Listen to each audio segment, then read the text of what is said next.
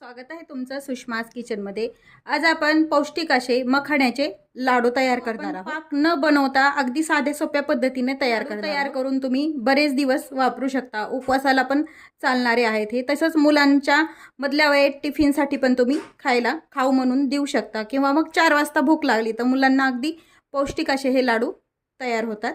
तुम्ही अगदी मऊसर असे झटपट तयार होणारे पौष्टिक उपवासाचे किंवा मग मुलांच्या टिफिनसाठी तयार केलेले मखाण्याचे लाडू आहेत हे। मी शेवटपर्यंत बघा। रेसिपीला लाईक करा, तसेच चॅनलला सबस्क्राईब करायला विसरू नका आणि बेल नोटिफिकेशन पण ऑलवर प्रेस करा, म्हणजे माझ्या प्रत्येक नवीन रेसिपीचं नोटिफिकेशन सर्वात आधी। लाडू तयार करण्यासाठी लागणारं साहित्य पाहूया। पौष्टिक लाडू बनवण्यासाठी लागणारं साहित्य पाहूया। 1 वाटी मखाणा घेतलाय, गूळ, साजूक तूप, बदाम, शेंगदाणे, डेसिकेटेड कोकोनट, डिंक आणि ही ड्राय खारीक आहे आणि वेलची पावडर। यामध्ये तुम्हाला आवश्यकतेनुसार तुम्ही ड्राय फ्रूट्स वापरू शकता। लाडू बनवण्यासाठी इथे मी पॅन गरम करायला ठेवलेला, टाकून घ्यायचंय। गरम झाल्यानंतर यावरती 1 वाटी मखाणा आहे छान कुरकुरीत होईपर्यंत आपल्याला छान जे साहित्य व प्रमाण वापरलेलं आहे मखाण्याचं, शेंगदाण्याचं, तुम्ही तुमच्या आवडीनं ते कमी जास्त करू शकता। यामध्ये मी बदाम एवढेच ड्रायफ्रूट्स वापरले आहेत। तुम्ही यामध्ये काजू पण वापरू शकता, पिस्ता किंवा मग मगजबी पण वापरता येते। लाडू तुम्ही स्टोअर करून बरेच दिवस छान आपला भाजून झालाय, पाहू शकता तुम्ही कुरकुरीत।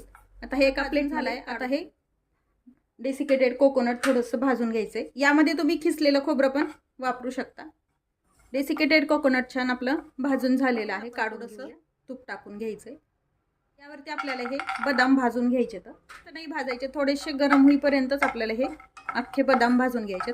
यामध्ये काजू, पिस्ता वापरला तर तो पण असा थोडासा रोस्ट करून घ्यायचा, म्हणजे त्याची टेस्ट छान येते। भाजून झालेत बदाम, काढून थोडं शिल्लक तूप आहे, यामध्येच आपल्याला ही खारीक भाजून घ्यायची आहे। यामध्ये मी अख्खी खारीक वापरलेली आहे कट करून। तुम्ही यामध्ये खारीक पावडर मार्केटला मिळते, ती पण तुम्ही वापरू शकता। पण ही अख्खी वेलची टाकून घेतो, तुम्ही वेलची पावडर पण वापरू शकता, पण अशा प्रकारे वेलची जर टाकून घेतली तर त्याची टेस्ट पण छान लागते व वास छान लागतो कोणत्याही पदार्थाला। आता हे 2 मिनिट छान भाजून झाली, काढून घेऊया एका प्लेट। आता यामध्ये शेंगदाणे भाजून घ्यायचे। शेंगदाणे भाजताना आपण तूप टाकत नाहीये, तर ते थोडंसं कढईला तूप आहे, यावरतीच आपण ही शेंगदाणे छान भाजून झालेत, असे तडकले पाहिजेत व थोडेसे असे डाग पडले पाहिजे शेंगदाण्यावरती। हे पण आपण एका प्लेटमध्ये काढून घेऊया। या पॅनमध्ये थोडंसं आपण जास्तीचं तूप टाकून घ्यायचंय। मेल्ट झाल्यानंतर यामध्ये हा जो डिंक घेतलेला आहे तो आपल्याला छान तळून घ्यायचा आहे। छान त्याची लाही फुटली पाहिजे, अशी आपण जसं डिंकाचे लाडू तयार करतो तसं छान आपला तळून झालाय। हे तळलेलं सर्व जिन्नस एका ताटामध्ये काढून घेतले व ते आपण थंड करून घेतलेलं आपण एका ताटात काढून घेतले व हे सर्व जिन्नस आता यामध्ये मिक्सरच्या पॉटमध्ये शेंगदाणे, डिंक, बदाम, यामध्येच आपली ही वेलची आहे आणि खारीक, हे थोडंसं जाडसर वाटून घेतलेलं आहे।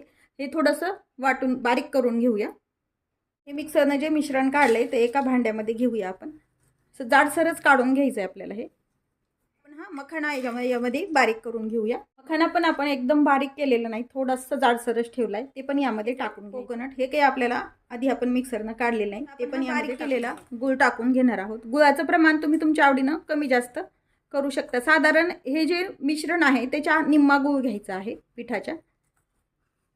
साधारण ही 2 वाटी आहे, ह्या वाटीनं तर 1 वाटी मी गुळ वापरतीये आणि हे आता छान मिक्स करून घेऊया। गुळाचा पाक करून पण करतात, पण अशा पद्धतीनं केलेले लाडू अगदी सोपे वाटतात करायला पण आणि झटपट तयार होतात। आता हे जे मिश्रण आहे लाडूचं, गुळ आणि हे छान एकजीव होण्यासाठी त्याच भांड्यामध्ये आपण थोडं थोडं करत हे मिक्सरनं पुन्हा काढून घ्यायचे बारीक। आपल्याला हे काढून घेतले मिक्सरवरती, ते पण फार बारीक काढून घेतले। पुन्हा एकदा मिक्स करूया। जर गरज वाटली, लाडू जर वळला गेला नाही तर यामध्ये आपण साजूक तूप वापरणार आहोत, पण लाडू जर छान बांधला गेला त्याचा तर मग गरज पडत नाही। पण लाडू वळून पाहूया। व्यवस्थित आपला लाडू छान बांधला जातोय, म्हणजे आपल्याला तूप वगैरे काही लागणार नाही। लाडू छान बांधला गेलाय, असेच आपण सर्व लाडू तयार करून घेऊया। पौष्टिक असे मखाना लाडू पाहू शकता तुम्ही, अगदी कमी साहित्यात आणि झटपट तयार होणारे हे लाडू आहेत। नक्की करून पहा। तसेच रेसिपीला लाईक करा, चॅनलला सबस्क्राईब करा आणि बेल नोटिफिकेशन पण ऑलवर प्रेस करा, म्हणजे माझ्या प्रत्येक नवीन रेसिपीचं नोटिफिकेशन सर्वात आधी तुम्हाला। रेसिपीसोबत पुन्हा भेटूया, तोपर्यंत बाय बाय। व्हिडिओ पाहिल्याबद्दल खूप धन्यवाद।